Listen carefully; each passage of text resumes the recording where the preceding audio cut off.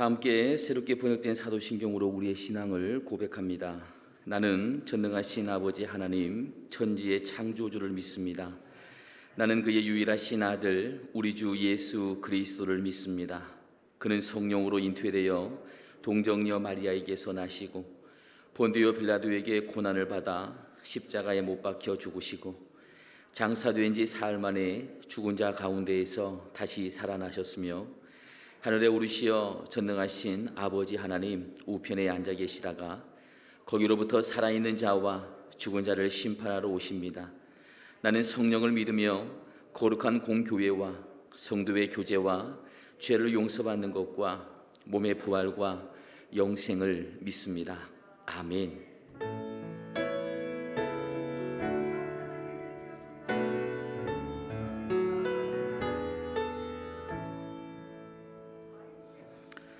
찬송가 532장을 다 함께 찬양하시겠습니다. 찬송가 532장입니다.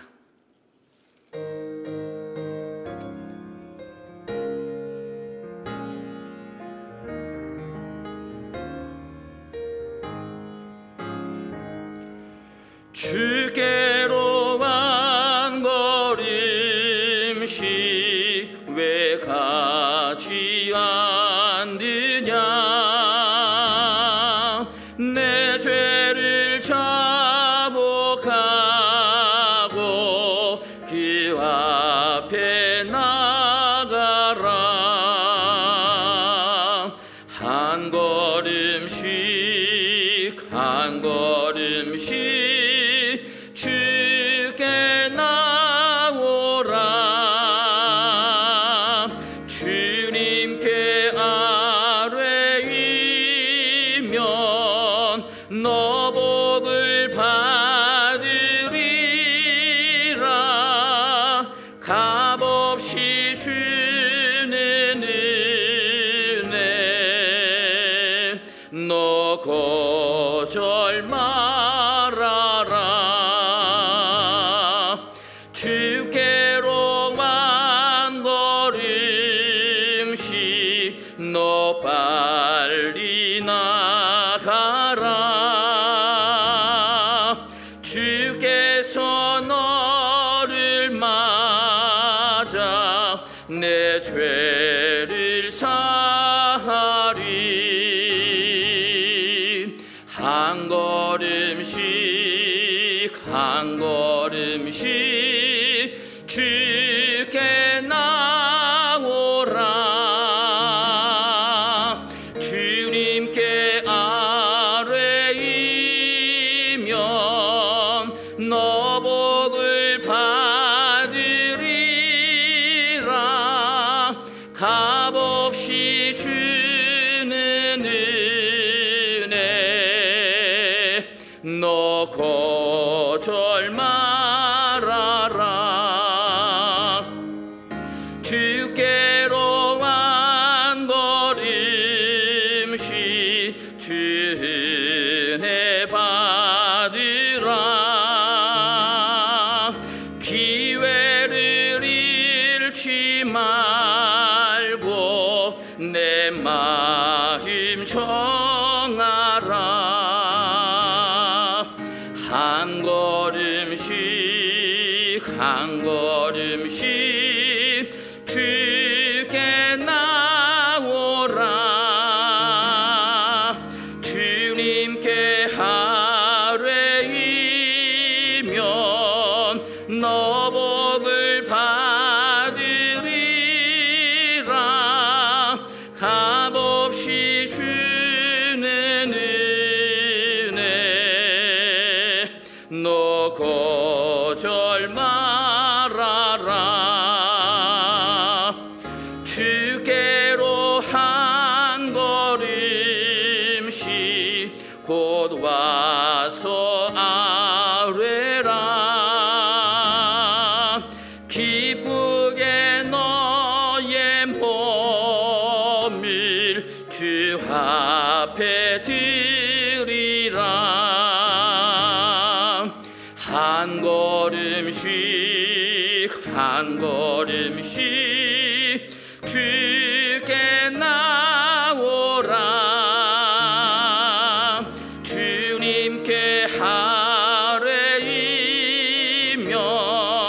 너 복을 받으리라.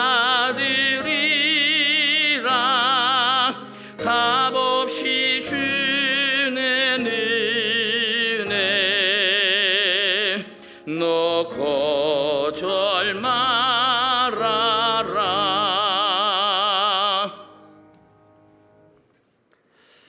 우리에게 주시는 하나님의 말씀 봅니다. 창세기 6장. 창세기 6장 1절에서부터 8절까지 말씀, 구약 성경 7쪽입니다. 창세기 6장 1절에서부터 8절까지 말씀.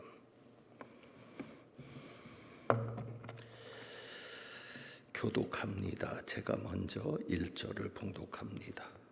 사람이 땅 위에 번성하기 시작할 때에 그들에게서 딸들이 나니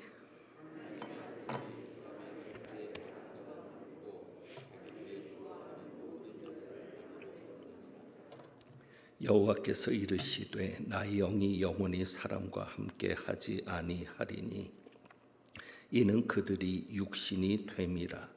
그러나 그들의 날은 120년이 되리라 하시니라.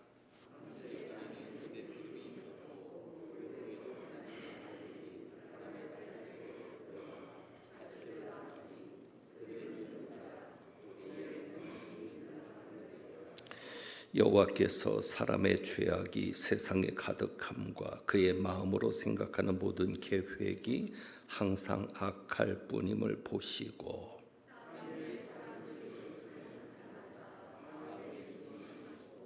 이르시되 내가 창조한 사람을 내가 지면에서 쓸어버리되 사람으로부터 가축과 기는 것과 공중의 새까지 그리하리니 이는 내가 그것들을 지었음을 한탄함이니라 하시니라. 그러나 아멘. 기도합니다.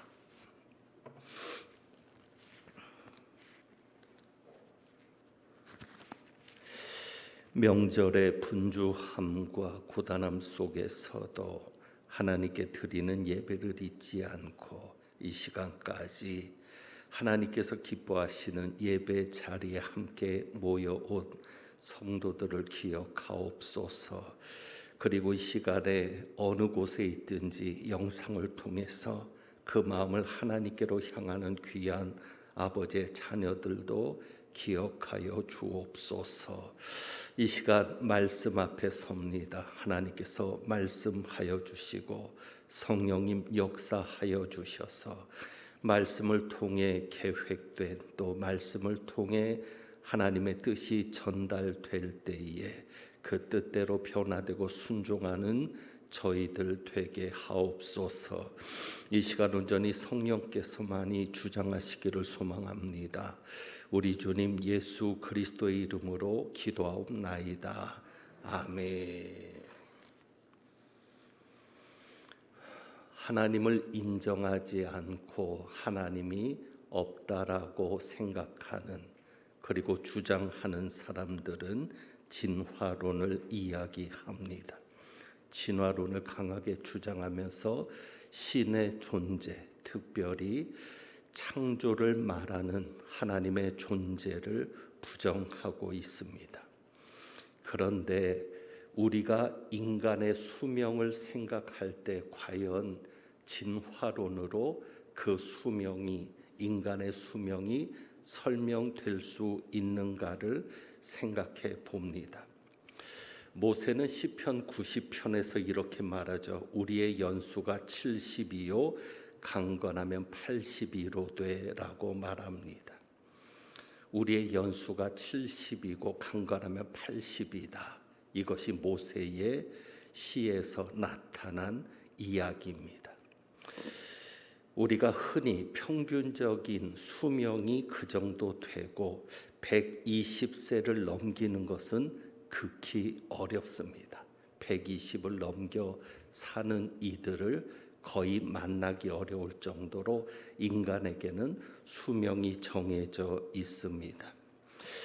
그렇다면 어떻게 그 수명이 정해졌을까? 왜 인간은 120을 넘어서 살지 못하는, 아무리 오래 살아도 120을 약간 넘는 사람은 있을 수 있습니다. 그런데 그 이상을 130년 혹은 140년을 사는 사람이 없고, 평균적인 수명은 모세가 말했던 대로 70이고 강건하면 80이라고 하는 것이 공통적인 우리의 인식입니다.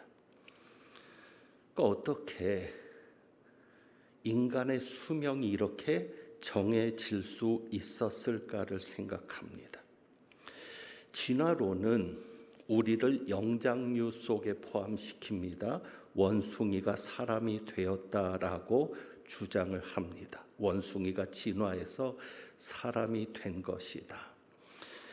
그렇다면 원숭이의 수명을 알아보는데 대표적으로 침팬지의 수명은 35년에서 45년입니다. 우리가 원숭이에서 진화됐다고 주장할 때 그 원숭이, 특별히 침팬지의 수명은 35년에서 40년입니다.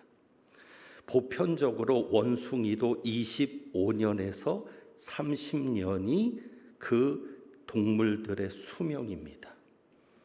그런데 인간은 평균 70에서 80입니다. 자, 그렇다면 진화된 것이라고 하면 진화되면서 수명이 늘었다라고 할 수 있겠습니까? 어떻게 하면 진화를 하면서 수명이 더 늘어나는 진화를 설명할 수 있겠습니까? 할 수 없습니다. 진화론은 그냥 주장일 뿐이고 어떤 과학적인 근거나 이유도 설명할 수가 없고 드러낼 수도 없습니다. 어떻게 침팬지가 35년에서 45년, 원숭이는 25년에서 30년을 사는데 그것들이 진화를 해서 사람이 되었을 때 그냥 모세 글만 가지고 우리가 이야기를 한다면 70이고 강건하면 80인데 그렇게 수명이 배가 되는 역사가 진화론으로 설명이 되는가? 안 됩니다. 자, 그렇다고 한다면 오히려 하나님께서 인간의 수명을 정하셨다고 보는 것이 더 합리적이지 않겠습니까? 저는 오히려 이것이 더 합리적이라고 봅니다. 하나님께서 인간의 수명을 정하신 겁니다. 그러니 죽음을 생각하면서 우리는 인간의 수명을 생각하게 됩니다. 과연 내 수명은 어떤가? 그리고 인간의 보편적인 수명, 그리고 각 짐승들마다 동물들마다 수명이 다 다릅니다. 그것을 진화론으로는 설명해내기 어렵고 오히려 그런 수명들을 생각할 때 하나님을 인정하지 않을 수 없게 됩니다. 수명을 생각하면, 인간의 수명을 생각하면, 아니 이 세상에 존재한 살아있는 생물들, 짐승들의 수명을 생각하면 하나님의 창조를 인정하지 않을 수 없게 된다는 말씀입니다. 진화론으로는 수명을 설명할 수 없습니다. 오늘 창세기 6장 3절에 보면 이렇게 말씀하죠. 창세기 6장 3절. 하나님께서 말씀하십니다. 나의 영이 영원히 사람과 함께하지 아니하리니 이는 그들이 육신이 됨이라. 그러나 그들의 날은 120년이 되리라. 그러나 그들의 날은 120년이 되리라. 자, 그렇다면 이 120년이라고 하는 이 시간이 하나님께서 인간의 수명을 정하셨다는 말씀입니까? 오늘 그것을 좀 살펴봅니다. 120년을 하나님께서 말씀하시는데 이것이 하나님께서 인간의 수명을 앞으로 홍수 이후에 하나님께서 사람을 홍수로서 심판하실 계획을 세우십니다. 그리고 앞으로 120년이 될 것이다 말씀하시는데 그렇다면 홍수 이후에는 인간의 수명이 120년이 된다는 말씀인가? 그것을 오늘 살펴봅니다. 우선 앞의 내용을 대략 살펴보면 여러분 너무도 잘 아시죠? 하나님께서 인간을 홍수로 심판하실 것을 계획하는데 1절에 보면 1절부터 봅니다. 사람이 땅 위에 번성하기 시작할 때에 그들에게서 딸들이 나니, 사람이 번성하면서 그들에게서 딸들이 낳았다고 말합니다. 그리고 2절에 보면 참 어려운 구절이죠. 난해한 구절입니다. 왜냐하면 하나님의 아들들이 등장을 하거든요. 하나님의 아들들이 사람의 딸들의 아름다움을 보고 자기들이 좋아하는 모든 여자를 아내로 삼는지라. 여기에서 하나님의 아들들과 사람의 딸들 이렇게 대조가 되니까, 대비가 되니까 하나님의 아들들이 천사가 아니냐라고 생각하는 이들도 있습니다. 실제 구약에서 천사들을 말할 때 하나님의 아들들이라는 표현을 사용하기도 합니다. 그러니까 천사들이 하나님의 아들들로 표현되어서 나타나는 구절들은 있습니다. 그런데 만약에 이 하나님의 아들들을 천사로 생각한다면 문제가 생깁니다. 어떤 문제가 있습니까? 첫째로 천사는 혼이 나지 않습니다.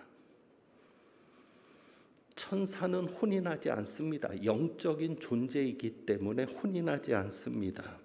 예수님께서도 말씀하시죠. 마태복음 22장에서 부활 논쟁이 일어납니다. 7 형제가 있는데 자식이 없이 다 죽습니다. 형사 취수제에 의해서 후손을 잇기 위해서 형이 죽으면 동생이 형수와 결혼을 해서 자식의 대를 이어가야 합니다. 그렇게 7명이 다 죽었는데 마지막 때에는 누구의 아내가 되겠느냐는 그런 질문이었죠. 그럴 때 예수님께서 뭐라고 말씀하십니까? 천국에서는 장가도 아니 가고 시집도 아니 간다. 그리고 한마디 하십니다. 천사와 같다. 천사와 같이 된다. 그러니까 예수님의 말씀에서 분명하게 나타나는 것은 뭐예요? 천사는 시집도 가지 않고 장가도 가지 않습니다. 그러니 여기에 하나님의 아들들을 천사로 보는 것은 합당치 않습니다. 또 하나의 문제가 있습니다. 자, 홍수가 났습니다. 그럼 그 홍수로 죽은 것은 천사들입니까? 인간들입니까?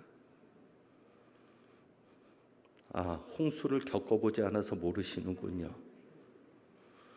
그냥 합리적으로 생각해 보세요. 자, 홍수가 났습니다. 천사가 죽었습니까? 인간만 죽었습니까? 인간만. 그러면 죄는 누가 짓고? 천사가 짓고. 죄는 천사가 지은 겁니다. 하나님의 아들들을 천사라고 한다면 그 천사들이 사람의 딸들의 아름다움을 보고 결혼을 했고 자식을 낳았는데 죄를 지은 겁니다. 그래서 세상이 약해졌습니다. 죄는 천사가 지었는데 죽음은 누구에게 왔습니까? 사람들에게만 왔습니다. 문제가 있죠. 다시 말하면 죄는 천사가 짓고 처벌은 사람이 받은 것입니다. 사람의 딸들만 죽은 겁니다.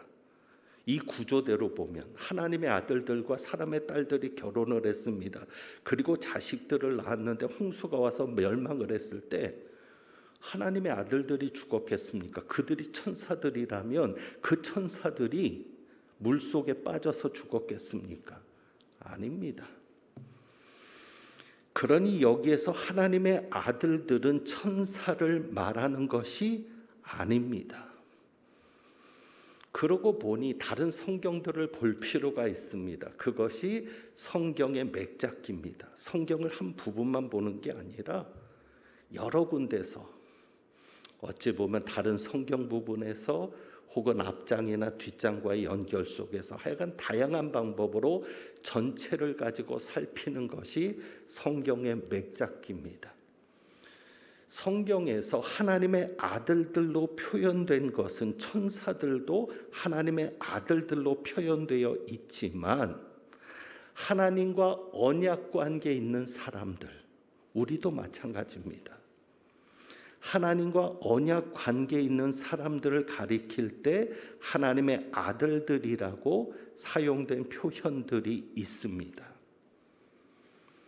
그러니까 하나님께 헌신된 사람들, 하나님 앞에 특별히 헌신된 사람들을 하나님의 아들들로 표현하고 있습니다. 그래서 우리는 일반적으로 이 하나님의 아들들은 셋의 후손을 말하는 것이다, 이렇게 정리를 합니다. 셋의 후손. 창세기 4장을 좀 볼까요? 그 앞에 창세기 4장. 창세기 4장 25절.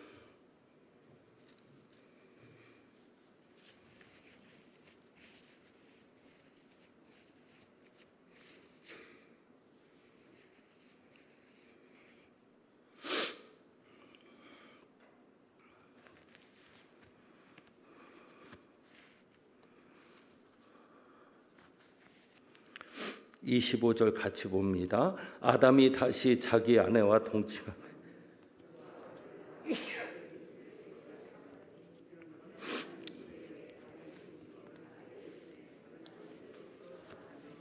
아멘.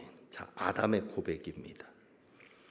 아벨이 죽은 후에 아담이 다시 아내와 동침해서 아들을 낳습니다.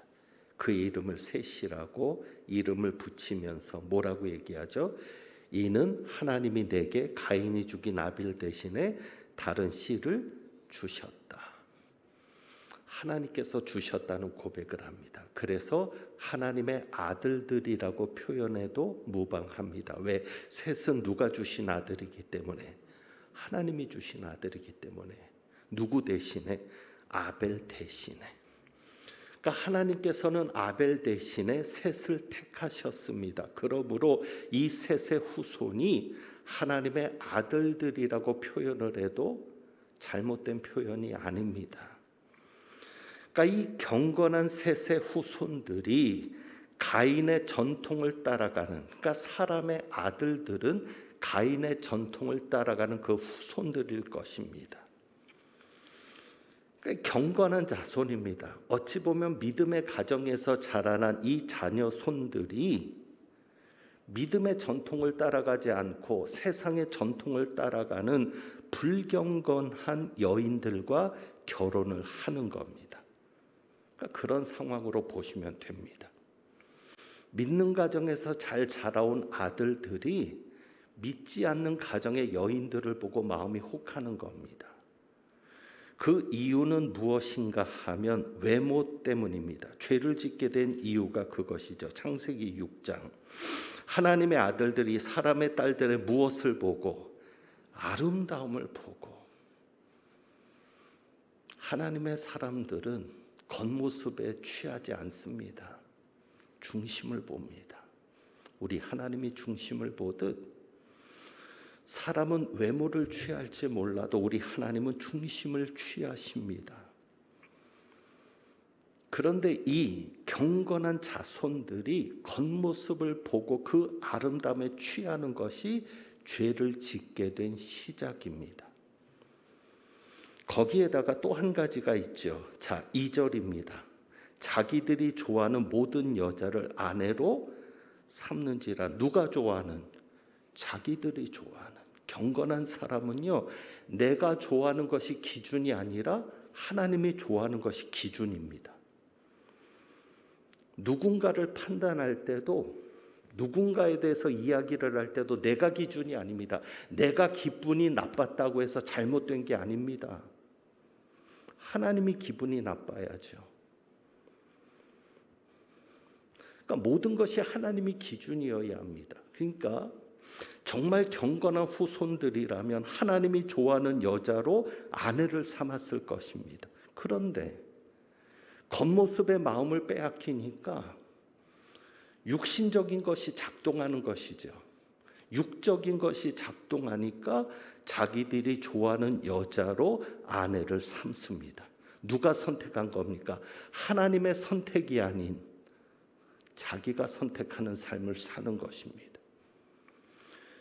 실제로 셋의 후손들은 누가 선택했습니까? 하나님이 선택한 사람들입니다. 만약에 여러분이 하나님이 선택한 자들임을 믿는다면, 하나님이 나를 선택해서 여기까지 왔음을 믿는다면 앞으로의 삶도 내가 선택하는 삶이 아니라 하나님이 나를 통해서 선택하는 삶이 되어야 합니다. 그래야 죄를 짓지 않습니다. 이들은 하나님을 무시하는 거죠. 왜? 자기 마음에 드는, 자기가 좋아하는 그것을 기준을 가지고 하나님이 선택하게 하시는 게 아니라 자기가 선택하는 삶을 삽니다. 그러다 보니 5절에 이렇게 되죠. 하나님께서 사람의 죄악이 세상에 가득함과, 중요한 것입니다. 그의 마음으로 생각하는 모든 계획이 어떻다? 항상 악할 뿐임을 보시고. 그러니까 마음으로 생각하는 모든 계획이 항상 악한 겁니다. 항상 악한 생각을 하는 것이죠. 그래서 하나님이 결정을 하십니다. 3절이죠. 나의 영이 영원히 사람과 함께 하지 아니하리니. 하나님이 떠나십니다. 그리고는 말씀하시죠. 이는 그들이 육신이 되었기 때문이다. 그러나 그들의 날은 120년이 되리라. 그래서 우리는 아까도 질문을 던졌지만 이것이 인간의 수명으로 생각하는 경우가 있습니다. 이제부터 홍수 이후에 인간의 수명은 120년이다. 그런데 문제가 있습니다. 홍수 이후에 사람들이 그런 120세만 살았느냐? 아닙니다. 창세기 11장에 가서 보면 노아 홍수 이후에 셈의 계보가 나옵니다. 노아 홍수 이후에 계보가 나오는데 셈을 통해서 나오는 계보, 셈으로부터 쭉 이어지는 계보가 나오는데 셈, 함, 야벳이 나오잖아요. 노아의 세 아들. 그 셈의 계보가 나오는데 셈이 몇 살을 살았어요? 600세를 살았습니다. 자, 홍수 이후에 120년만 산 게 아니라 몇 살을 살았어요? 600살까지 살았어요. 그 앞에 대표적인 인물만 봅니다. 아르밧삭이 438세, 400세를 넘겨 살았습니다. 나홀, 아브라함의 아버지죠. 나홀이 148세. 아브라함이 몇 살까지 살았어요? 175세.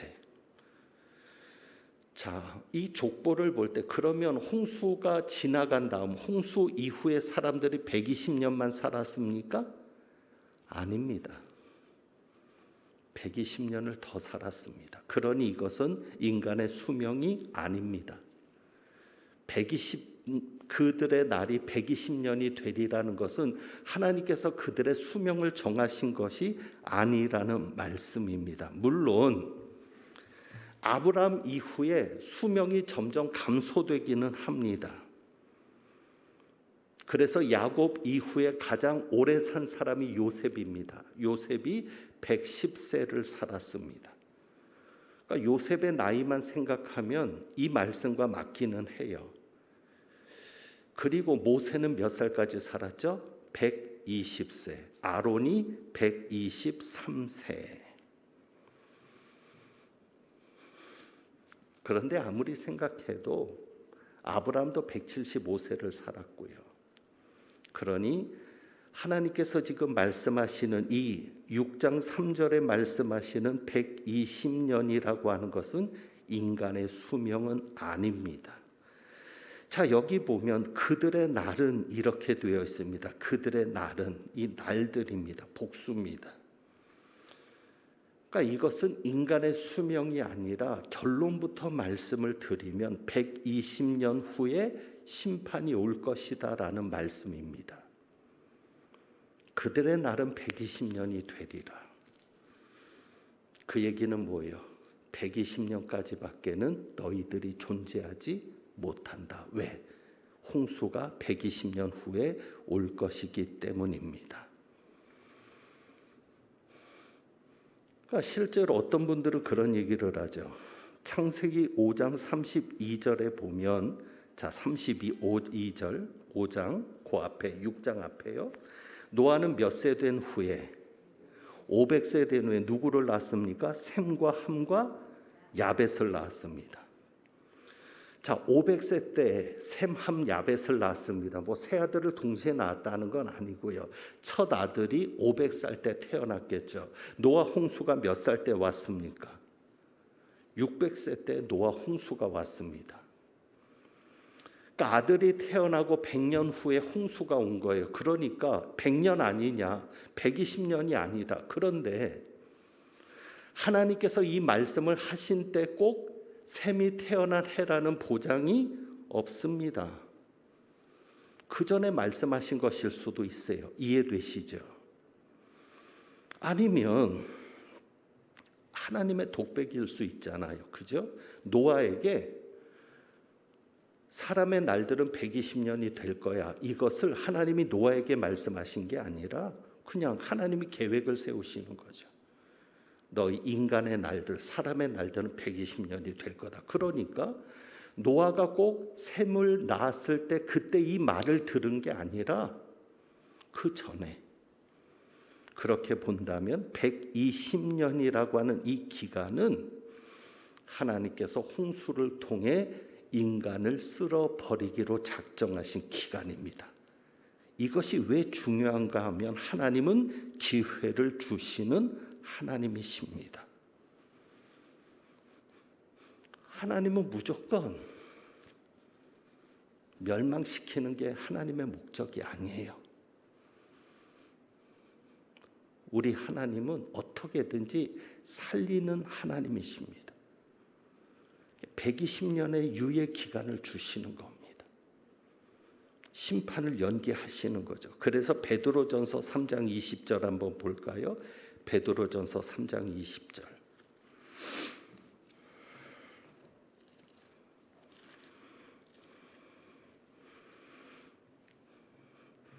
저녁 예배가 편한 것은 성경을 여러분들이 잘 찾으시기 때문이고, 그래도 저녁 예배 오시는 분들은 성경을 가지고 오셔서 말씀을 같이 찾기도 하니까 저녁 예배 설교가 참 좋습니다.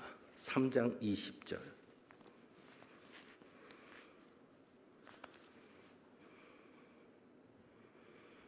같이 봅니다.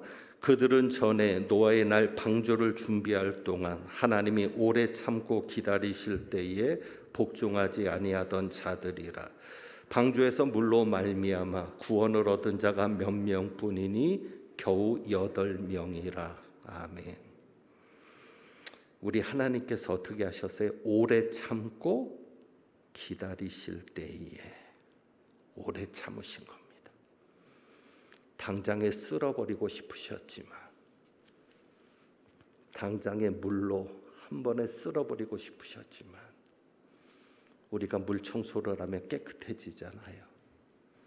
그렇게 하고 싶으셨지만 참으셨던 겁니다. 그 참으심의 기간이, 회개의 기간이 120년이었습니다. 여러분이 그렇게 보셔야 합니다.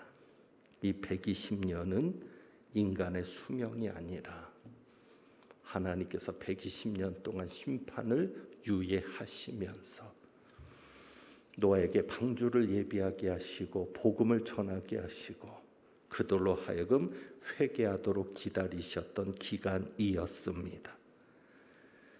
그럼에도 불구하고 회개한 자가 없습니다. 오직 구원받은 자는 노아의 8 식구뿐이었습니다. 이제 말씀을 정리합니다. 한가위 명절입니다. 오늘 아침에도 말씀드렸지만 죽음을 생각합니다. 먼저 떠난 이들을 추모하면서 하나님 앞에 예배를 드리게 되니까 천국을 생각하게 되고, 언젠가는 나도 이 세상을 떠날 때가 온다는 것을 생각하게 됩니다. 그런데 여러분, 오늘 창세기 말씀을 보면 하나님께서 이런 말씀을 하시죠. 다시 창세기 6장으로 돌아갑니다. 나 영이 영원히 사람과 함께 하지 아니하리니 이는 그들이 육신이 됨이라. 하나님께서 말씀하시죠. 나의 영이 영원히 사람과 함께하지 아니하겠다. 여러분, 우리에게 내리는 가장 큰 저주가 무엇이겠습니까? 하나님의 영이 떠나는 것입니다.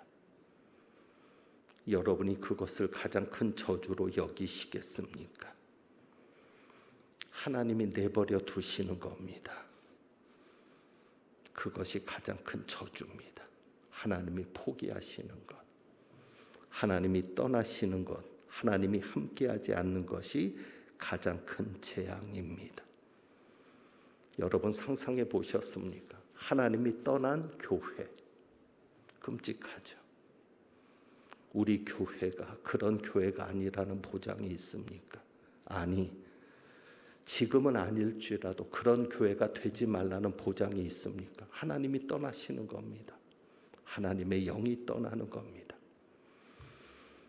그런 교회는 생각만 해도 끔찍합니다. 하나님이 떠난 가정, 여러분 끔찍하지 않습니까? 그러니 어떻게든지 우리는 이 땅에 사는 동안 하나님이 떠나지 않는 가정을 만들어야 합니다. 하나님이 떠나지 않는 교회를 만들어야 합니다.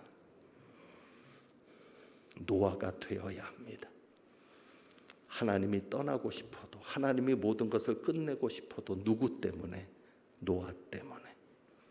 그래도 하나님이 노아에게 마음을 두셨습니다. 노아와 같은 그 한 사람이 여러분이 되기를 원합니다. 그러면서 하나님이 이렇게 말씀하셨죠. 5절과 6절에 보면, 5절은 우리가 보았으니까 6절을 보면 땅 위에 사람 지으셨음을 한탄하사 마음에 근심하시고, 하나님이 한탄하지 않는 사람이 되기를 원합니다. 하나님이 후회하지 않는 사람입니다. 저는 이 말씀 속에서 이런 자신을 돌아봅니다.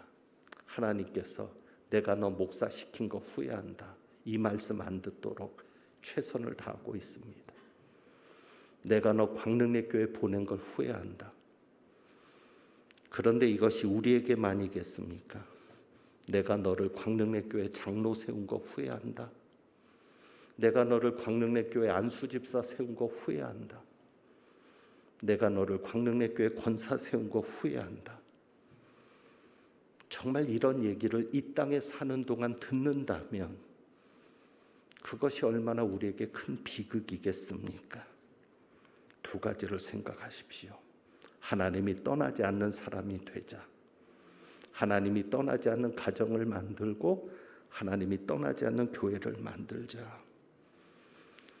이 땅에 얼마나 우리가 남아있을지 모르지만, 우리 교회가 이 땅에 언제까지 존재할지 모르지만, 우리 자녀 손들이 언제까지 후대를 이어갈지는 모르지만, 언제까지라도 하나님이 떠나시지 않는 우리, 하나님이 떠나지 않는 가정, 하나님이 떠나지 않는 교회를 만들자.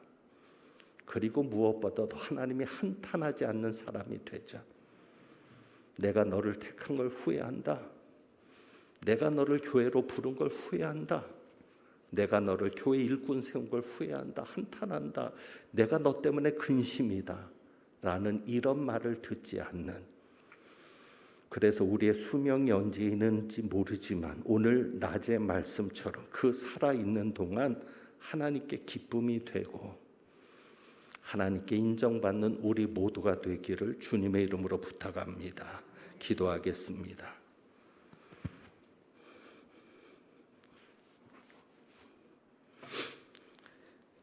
하나님 아버지, 저희를 버려두지 마옵소서. 저희를 떠나지 마옵소서. 늘 하나님의 마음이 함께 있는, 하나님의 시선이 함께 머무는, 하나님의 관심이 함께 있는 그런 우리, 그런 가정, 그런 교회 되기를 원합니다. 성령님들 우리와 함께하여 주옵소서.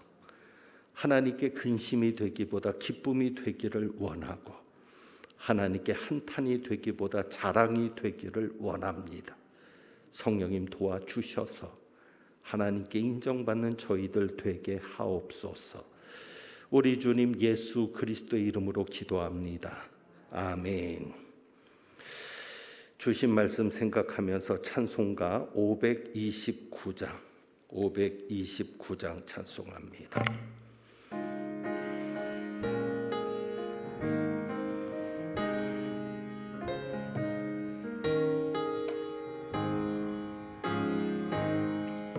온유한 주님의 음성 내 귀에 속삭이네. 내 마음 문을 두드리니 곧 주님을 영접하라. 피하지 말라. 피하지 말라. 우리가 곁길로 피해도 맘속에 오시리. 심판날 당할 때 주님을 너 맞을 준비해. 맘속에 주님을 영접하라. 주 영접하라. 사랑의 주 예수 친히 이 땅에 내려오사 문 밖에 서서 기다리니 참 놀라운 사랑이라. 피하지 말라. 피하지 말라. 우리가 곁길로 피해도 맘속에 오시리.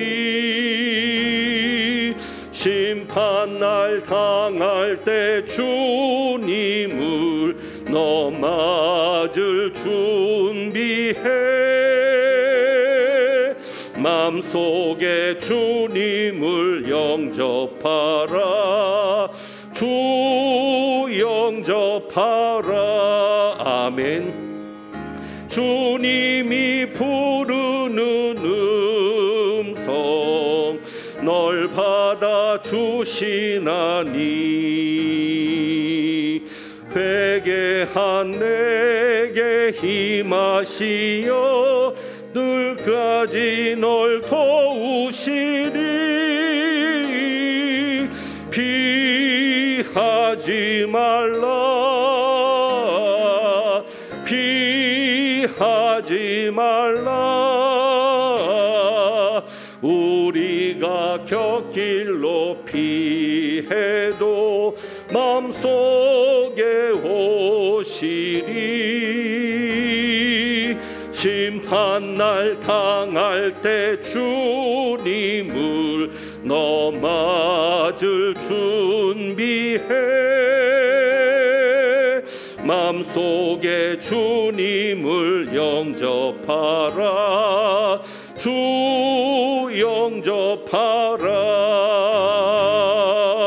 주님의 은혜를 받고 너 주를 영접하라. 마음은 활짝 열어놓고 너 주님을 영접하라. 피하지 말라. 피하지 말라. 우리가 곁길로 피해도 맘속에 오시리. 주님 심판날 당할 때 주님을 너 맞을 준비해. 마음속에 주님을 영접하라. 주 영접하라. 아멘. 교회 소식 말씀드립니다. 한 가지만 말씀드립니다. 이번 주 화요일입니다. 내일 모레 노회 각 부서 모임이 있습니다. 노회 안에 있는 모든 교회에 여러 청원들이 있는데 그 청원에 해당되는 목사님들 또 장로님들이 오십니다. 손님들을 저희가 잘 맞아야 되는데 코로나로 인해서 여러 가지 어려움 중에 일정들이 진행이 됩니다. 기도해 주시기를 부탁드리고 여러 가지 준비하는 데 어려움이 없도록 도와주시기를 부탁을 드립니다. 혼인식 광고만 하나 더 드립니다. 김금배 집사님, 박조옥 집사님의 자녀입니다. 김영은 자매 혼인식이 이번 주 토요일 오후 3시에 잠실에서 있습니다. 교회에서는 1시에 출발하겠습니다. 축도합니다.